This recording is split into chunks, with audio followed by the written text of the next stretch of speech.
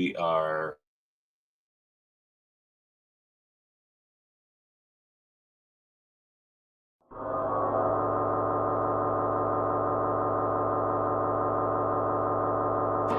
You are interested in the unknown, the mysterious, the unexplainable. That is why you are here.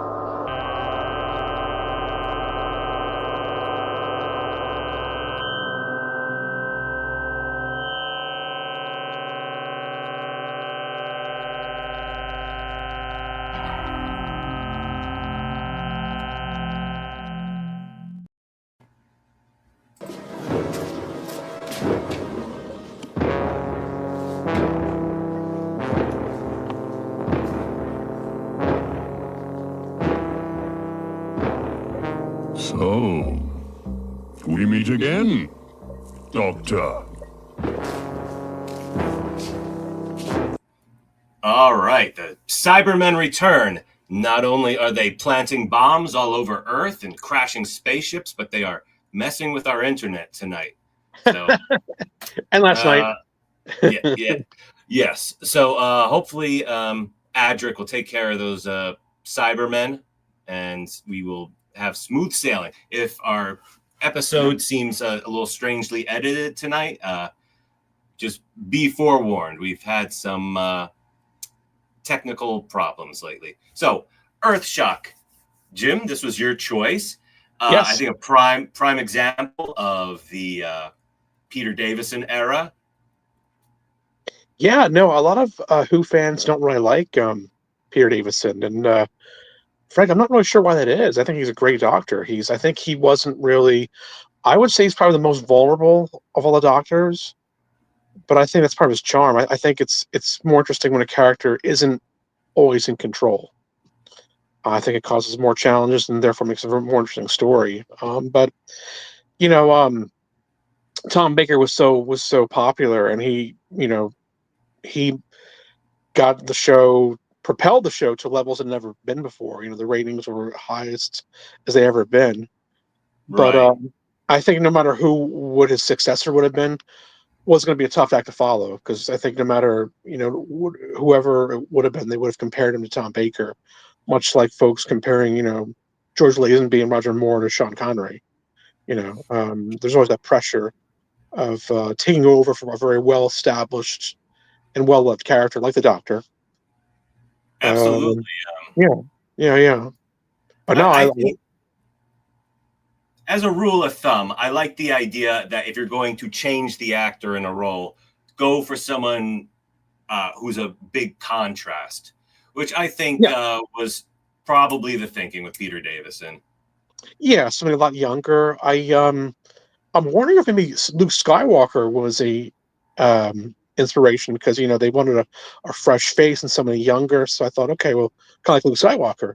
So I thought maybe, and also both are fair haired and the same height and build. So yeah, that had never occurred to me, but yeah, they got very similar haircuts, and that's a good observation. I think EARTHSHOCK wears its inspirations on its sleeve.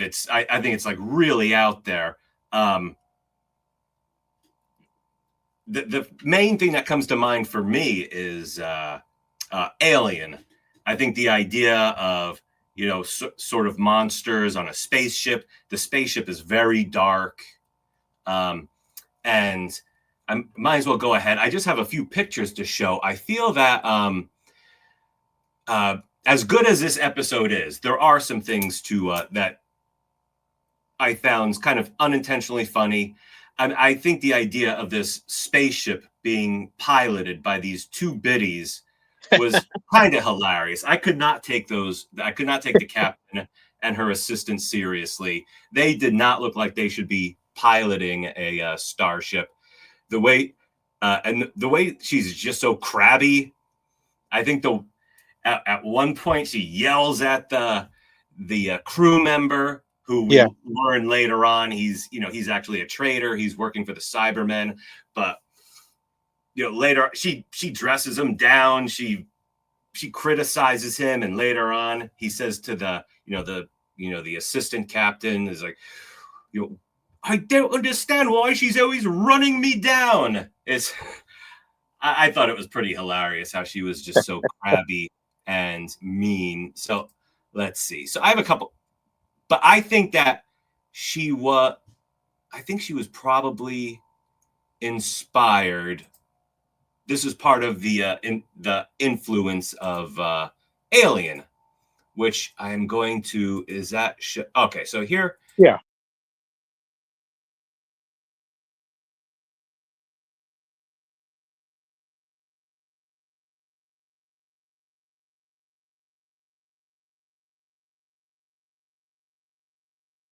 We're going for.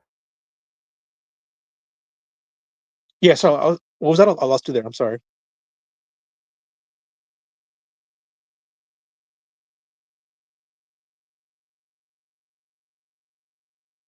Hmm. Hmm.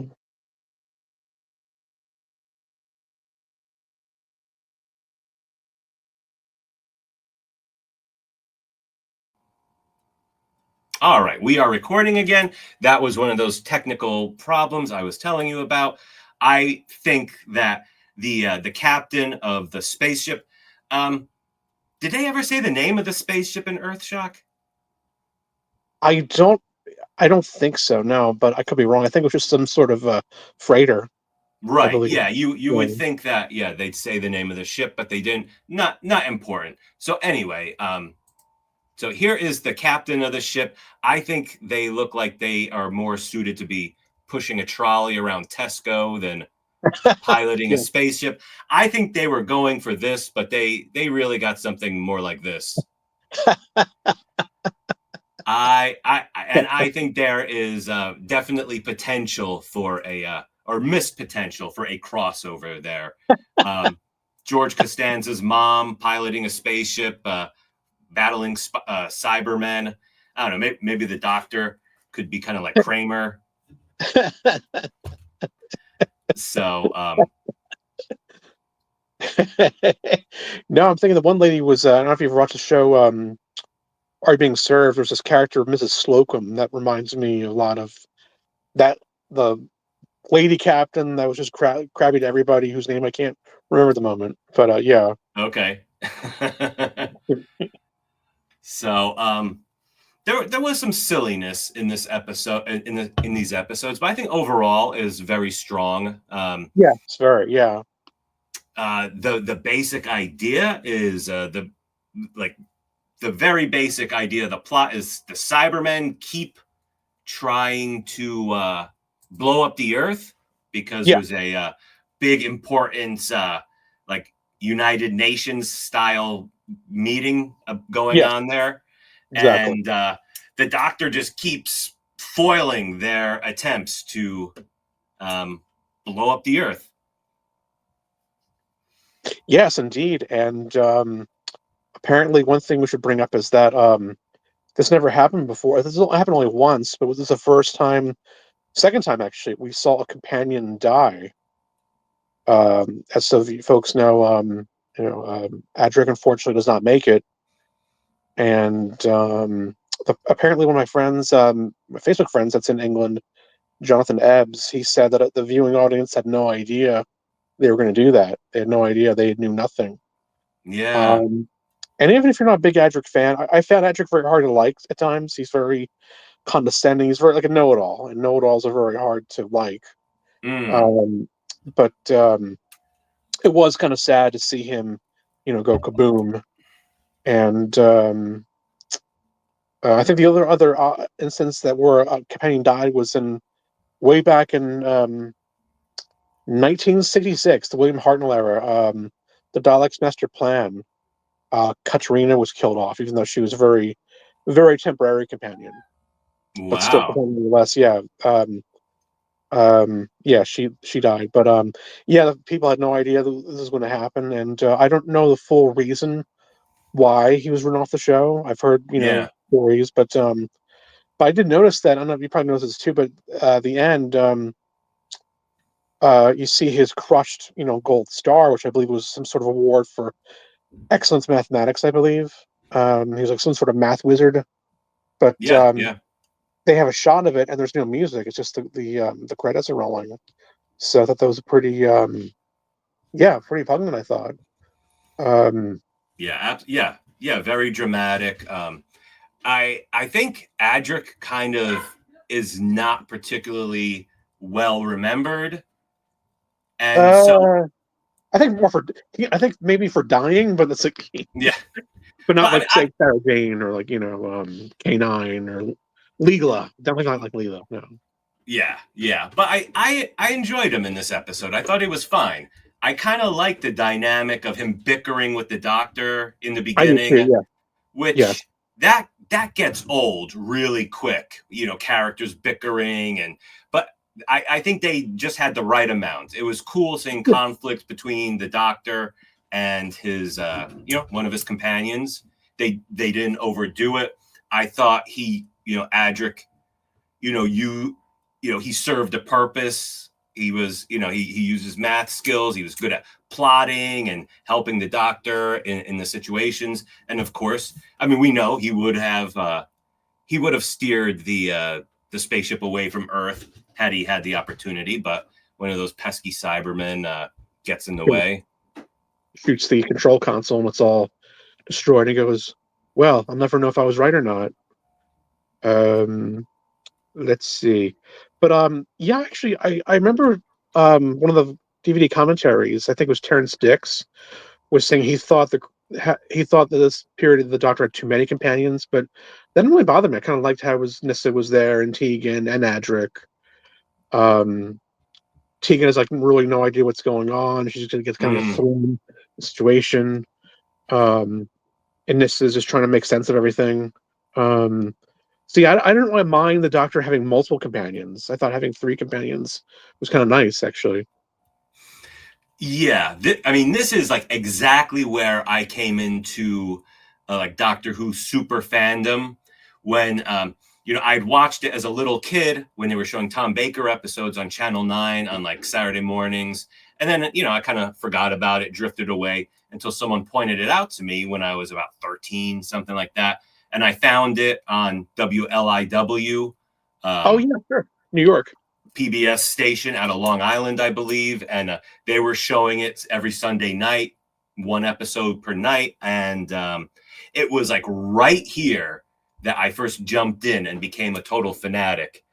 And so EARTHSHOCK might have been the one airing at the time. So a lot of the stuff like Adric dying, this was like, I was a newbie to Doctor Who, so it wasn't. It was weird. I remember I had not seen all 4 episodes in a row, but I kind of jumped in here, loved it.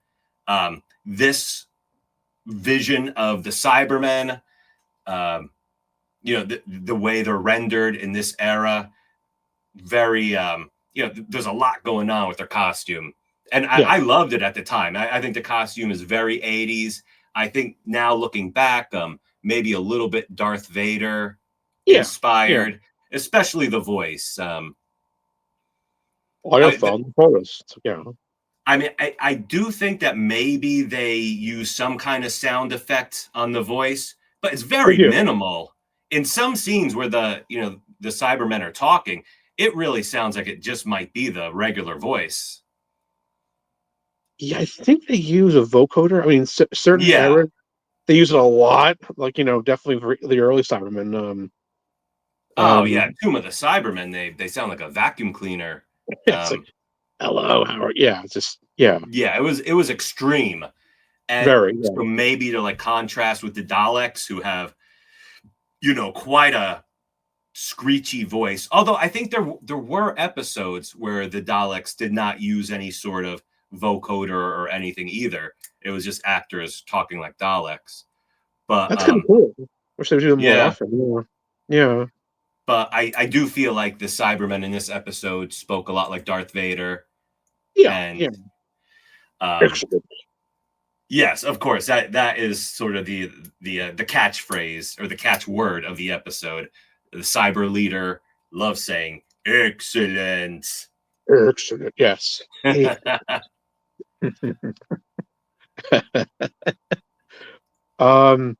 I gotta say that now was Peter Davison, was he the first Doctor you saw? Or was it Tom Baker the first Doctor? Tom Baker was the first. Okay, gotcha. Okay, He's who I saw as a little kid, but then but my reintroduction to Doctor Who when I became a super fan, that was Peter Davison. gotcha. Okay, now Peter Davison was actually my first Doctor, and that's, I guess, was kind of felt more of like a special connection with him. The first episode I ever saw in 1989, my friend Jeff in high school lent me a VHS tape and said, "Oh, you gotta watch this." And it was the Five Doctors. So look at the cover. I'm like, which one's the Doctor? He's like, all of them are. I'm like, what? So, but yeah, and I was just hooked. Loved the episode. I didn't really fully know what was going on. It's like, okay, they're all the same person, but they're not. But I definitely got hooked, and I haven't looked back ever since. It was just, yeah, kismet, as they say. Gosh, yeah. I had no idea. Tom Baker was my idea of Doctor Who. I had no idea about regenerations or anything like that. I remember getting an issue of Starlog where there wasn't even a full article. It was just, like a sidebar. And I was like, Peter Davison has been cast as Doctor Who. And I remember looking at it, just totally perplexed. I was like, how is this guy Doctor Who? I mean, he's nothing at all like Tom Baker. I had no concept of the regeneration. And so it wasn't until I eventually stumbled into watching the show again, I, gave him a chance. And, I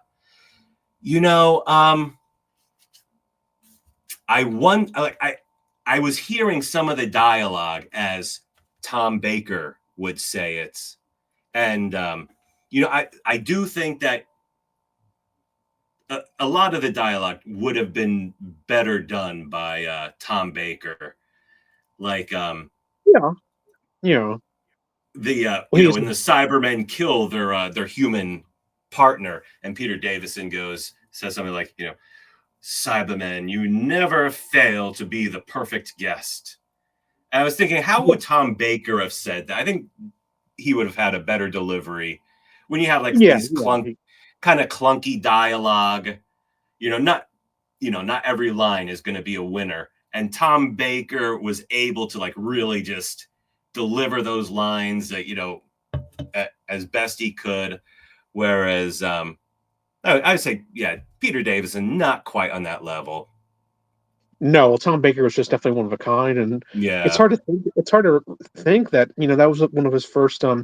He had done some acting in plays and some film, but not really much. But yet he was, he was still an incredible actor. Just his delivery, well, his voice is just. If I get to pick of a narrator narrating my life, one choice, Tom Baker. Oh, 100%. Yeah, I think.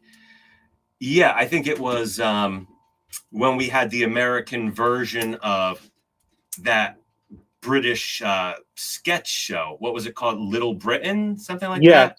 That's That right. was narrated by Tom Baker, and that made me realize, yeah, he really does have one of the greatest voices of all time. He should be narrating every documentary and Everything. yeah, and if he could narrate my life, he would definitely be top 5 choice. Yeah, definitely. I mean, Morgan Freeman's cool, but not quite not quite the same as Tom Baker's voice. Yeah. So so the Doctor is quite clever in this. He has one of the really good lines is when he decides to open up that hatch in the cave, and Adric or someone says, he says, everyone back up, it might be booby trapped. And someone says to him, well, what are you going to do? Yeah. And he's like, well, my arm is only this long. I've got to stay here. That was a pretty funny line. And, that was good. And I thought it was very clever. Sorry. No, go ahead. I thought it was very clever how they used Adric's gold star in the end. Because that's one thing that kills them. Definitely, yeah. Stabbing him in the chest with that gold star. And he's like, oh! Just, the Cyberman, I guess, war gurgle, or death gurgle. Yeah. Oh, yeah. And then, Peter Davison goes full gangster, grabs his grabs the Cyberman's gun, sticks it right in his Yeah. chest, and blasts him a few times. Then another time for good measure. And there's Kills another him one, dead. and I think there's another one there, and I think either Tegan or Nissa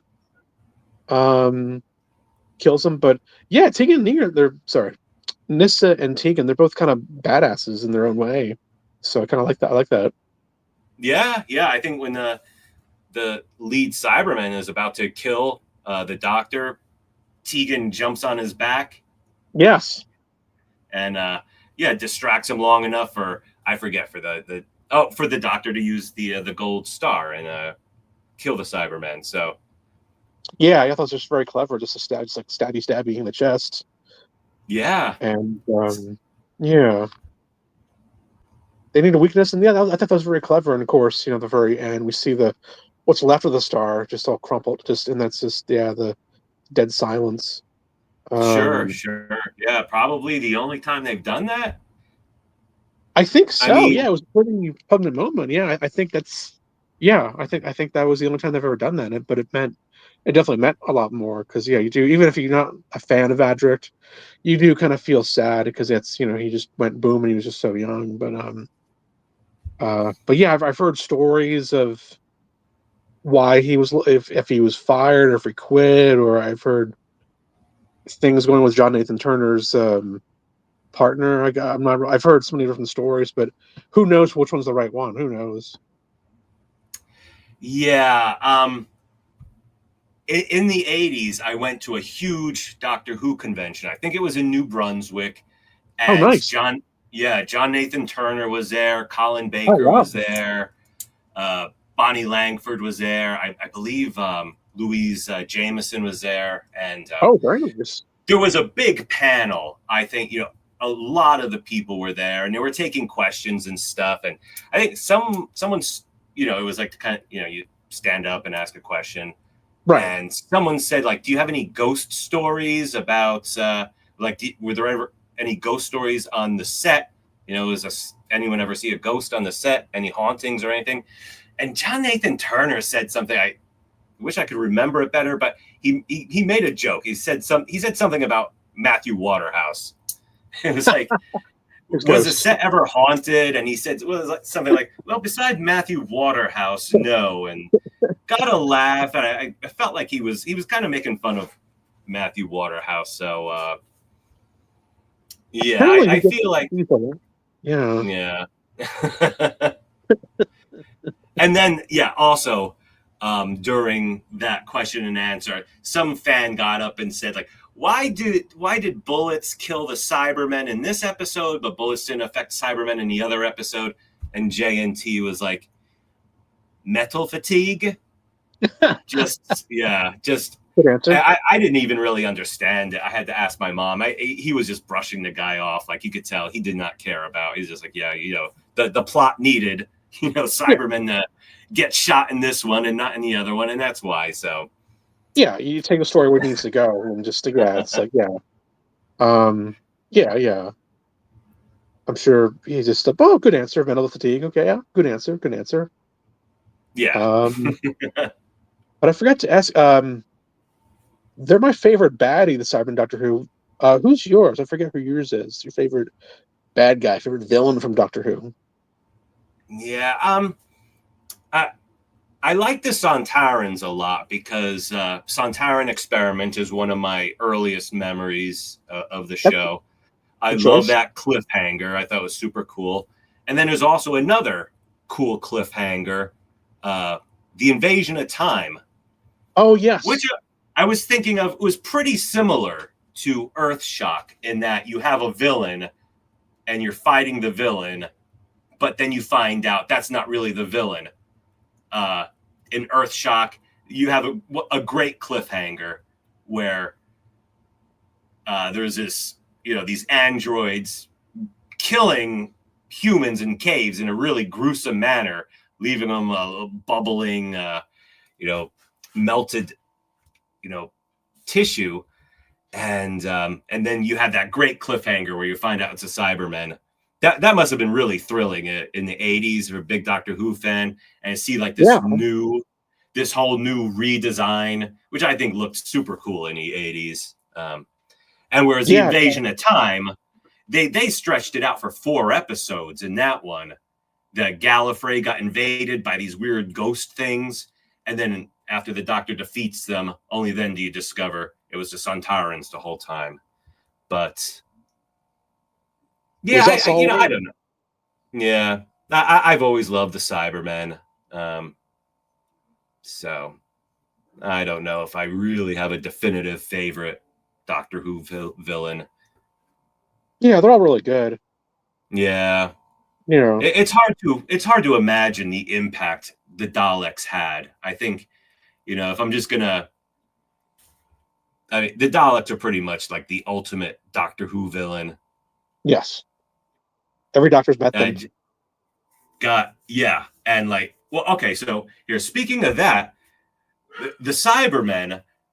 One of the things about the episode that I think is less than optimal, although it's kind of great and hilarious too, is like the Cybermen, when they appear in episode 2, pretty much all they do for the whole episode is just stand together in this room and Yeah, basically provide exposition. And they have great dialogue. This dialogue is like directly out of a 1950s comic book. yes, Everything is like, uh, cyber technology is too advanced for humans, and things like that. Really, really funny villain science fiction dialogue, but I kind of love it. And these 2 Cybermen are just like kind of kvetching in this room while like watching what's yeah, going on. They are getting too close to our bomb. How can they? These humans are no danger. They are no match for cyber technology. But then my question is, when they watch their little like hologram thing, they show how they met William Hartnell and Patrick Troughton, yeah. but they skipped John Pertwee. Did John Pertwee never meet the Cybermen? Unfortunately, no. Wow. He did see them in the Five Doctors, but there may be True. an audio Yeah. file with him. But unfortunately, I think the reason why was they were used so much in during Troughton's era that they wanted to Oh, focus. really? Yeah, they wanted at season 7. They wanted to introduce new characters, new enemies like the Sea Devils, Silurians, the Master, Yeah, that's a uh, good one. Yeah. Oh, yeah. the Alton, Classics. the Autons. But no, but if I ever got you, if I, it's a shame I will have met him. If I was at a panel with John Pertwee, I would have asked him that because but that's my understanding. I don't know how true it is, but yeah, basically they had like a cameo, and I think the Mind of Evil, and Oh, the Doctor really? thinks he sees one. Yeah, and also Carnival of Monsters, you see one in the video scope. It's only for a couple seconds, but yeah, it was always a shame that Right, they never right. appeared in during Pertwee's era, never Pertwee's story. But to my understanding, that's what they wanted to kind of give them a rest and just kind of introduce some new villains, including the How, Centaurans. They appeared in Pertwee's era too. So yeah, yeah. Yeah. A lot of great villains introduced during the Pertwee era. Um, yeah, this Teen Intelligence, sure. the Yeah. Autons, yeah. Apparently, according to my Yeah. I friend mean, James, yeah. You can. Yeah. I mean, the Master. You can't go wrong with the Master. no, he was great. And I don't think we've discussed the Master. Maybe we need to we need to make that happen before too long. Definitely, yeah. I got to pick an episode. There's like so many good ones, but yeah. And which Master? There's so many. There's Missy. There's John Sim. There's Roger Delgado. There's the Anthony Ainley. There's the Hooded Master. Um, Yeah. that guy from the War Games. The War Chief. It's said there's rumors that apparently that might be an early incarnation of the Master. We don't know, Mm, but for sure, but it might be him. And also the meddling monk might be him too, but again, I think it's never been proven. Just fan theories. okay. Yeah. But when the Doctor first sees the war chief in the war games, he's scared. He recognizes him. He's afraid. So Oh, right. Yeah. so it's always kind of curious. Maybe they'll explain it one day. But yeah, definitely, Master's a great villain. Is they wanted to make a Moriarty to Pertwee Sherlock Holmes. For sure. For sure. And I guess Roger Delgado never got to meet Tom Baker in the show, did he? No, unfortunately, he was killed. He was filming a movie in Turkey, and Yeah. the car went off right off a cliff. So it's just it's crazy. But apparently, that's how he died. And I think the plan was they were going to use him one last time in an episode called The Final Test with John Pertwee, but he died. So Mm, how do you drive off a cliff? It's just it's just crazy. yeah. You think we'd see Yeah. just stop just before but And that's what happened. yeah. I mean, we both love uh, The Deadly Assassin. That was a brilliant way to bring the Master back. But what a Yeah. shame that we could never get Tom Baker and Roger Delgado together. That would have been really great. Oh, would have been, yeah. Would have loved that, yeah. But it just wasn't meant to be. I think he wasn't that. I don't think he was that old when he was killed in the accident either. I think he was still pretty young. But it was a shame. A brilliant actor. Yeah. Did some radio and did some. I think he did a show called Quartermass in the Pit. If that rings any Oh, okay. bells. Yeah, he was in. Oh, I think he was in there. okay. Yeah, that's cool. I've never seen it, but I feel like that is one of my top like black holes in my pop culture knowledge. That Quatermass and the Pit and all that stuff. It seems like it's such a huge part of science fiction, and I've never seen 1 second of it. One of these I days, I I'll didn't either. So yeah, catch up. we can cover that someday because I've never seen it either. Yeah, I'm not Uh, sure it's like quarter or here's a quarter or quarter. I'm not, but I um, always thought it was Quartermass until I heard people talking about it, and I think it's Quatermass. Quater. Okay, it's Quater. I see. Yeah. Okay, like equator. Okay, got it. Yeah. Keep that in mind. I'm not even sure if I have the whole series, but oh yeah, if you want to wrap things up, we can. It's up to you. Yeah, yeah. I think I covered everything. Our technical problems prevented me from showing as much video as I wanted, but who knows? Maybe that is a positive because we don't want YouTube to block the video from being posted. Right. Hopefully, as it is, we hit the sweet spot. So are you ready to wrap it? I think so. Yeah, I think so. I think so. Awesome. All right. Dear viewers, thank you for joining us. Next time you see us, we'll be talking about something completely different. Not sure what, but looking forward to seeing you again.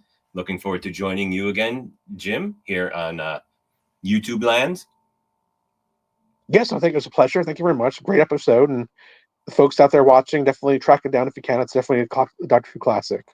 So Yeah, definitely works on a lot of levels. Even the parts that are a little bit clunky, I found either hilarious or just whatever. Very, very solid episode. Solid plot, cool villains, and one of the companions gets killed. Yes. Kaboom. Along with the dinosaurs. Yes. All right. Thank you, Jim. No, thank you, man. Take care. It was a pleasure. Take care, everybody, YouTube. And for now, arrivederci. Goodbye, everybody. Please subscribe to my channel.